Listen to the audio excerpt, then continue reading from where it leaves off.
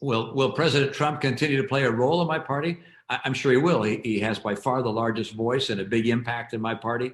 I don't know about his family members, whether they intend to do that, but I expect he will continue playing a role. I don't know if he'll run in 2024 or not, but if he does, I'm pretty sure he will win the nomination.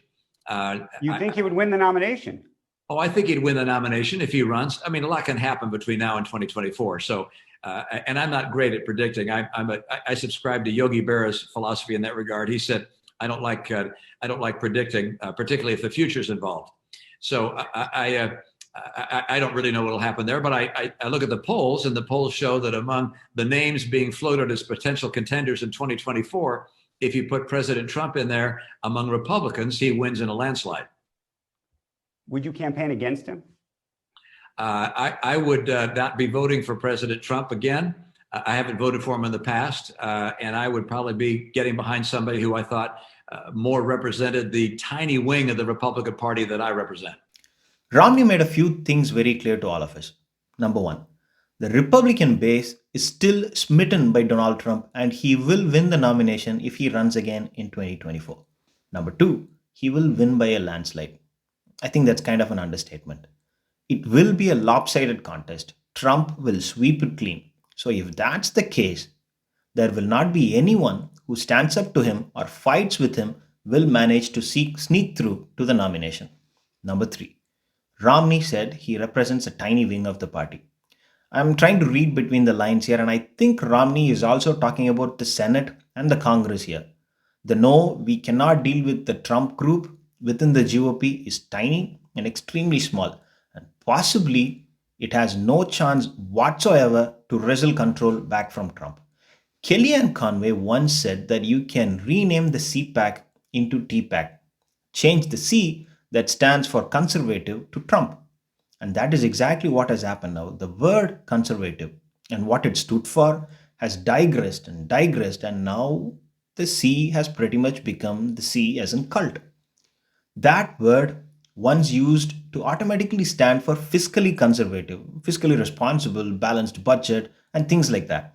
The Republican Party has now completely lost its control over that part of the equation. Any talks about balancing the budget or spending wisely from anyone who calls himself a conservative will only evoke laughter today. So not only has the Republican Party has lost control over its own platform and the policy points that held sway with generations across state lines, now the party is staring at a period where only one man is going to dictate the future. The problem is, even that one man could not win even once convincingly. There is no doubt that Trump managed to bring more voters for the GOP. Is there any other Republican candidate who had more votes than him? No. And turnout nosedives every time he is not on the ballot. Nearly 500,000 voters did not turn out during the Georgia Senate race, which was conducted barely 2 months after the presidential election was over. So, if the highest possible turnout is not good enough for Trump, and if turnout is going to drop without Trump, how are Republican candidates going to win? Sure, they will still win in deep red states like Arkansas, Nebraska, Wyoming, and maybe even Florida. But how are you going to win the presidential race in Michigan, Wisconsin, Pennsylvania, maybe Georgia and Arizona as well?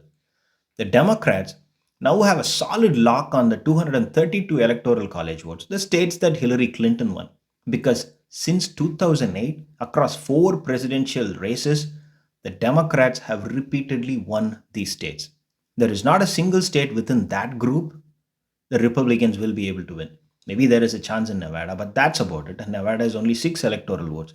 That leaves the Democratic candidate to only find an additional 38 votes to see himself into the White House. With Arizona and Georgia becoming swing states, the Democrats have plenty of states to find those 38 votes from. Pennsylvania, Arizona, Georgia, North Carolina, Wisconsin, Michigan, and Iowa. That's closer to 100 electoral votes, and the Democratic candidate will only need 38 from them. And all those states have plenty of moderates and independents and women. A lot of those women have a child in their homes. If you seek Trump's backing, you need to run to the right. And if you run to the right, you have to talk in their language. And if you talk in their language, what language will you talk to women across the country? What language will you use to convince people who vote Republican once and jump Democrat next. The cost you pay to win the Republican primary will be so high that you will be running empty in the general. Never before in the history of the Republican Party that winning the primary came at the cost of losing the general. But that day may have finally arrived. That is the net result of replacing the policy platform with fealty for an individual. The party must first look at how this happened if they really want to change the direction, but at the moment, they are way too busy surviving. When you are fighting to be just in the game, you are not going to be worried about winning the game. You cannot. The Republican Party, I think, is staring at a prolonged period to be in the minority. Turnout is the only controllable variable that is in their hands. Everything else they have no control over. So expect some fireworks in that segment. Thanks for watching. If you like it, please do subscribe.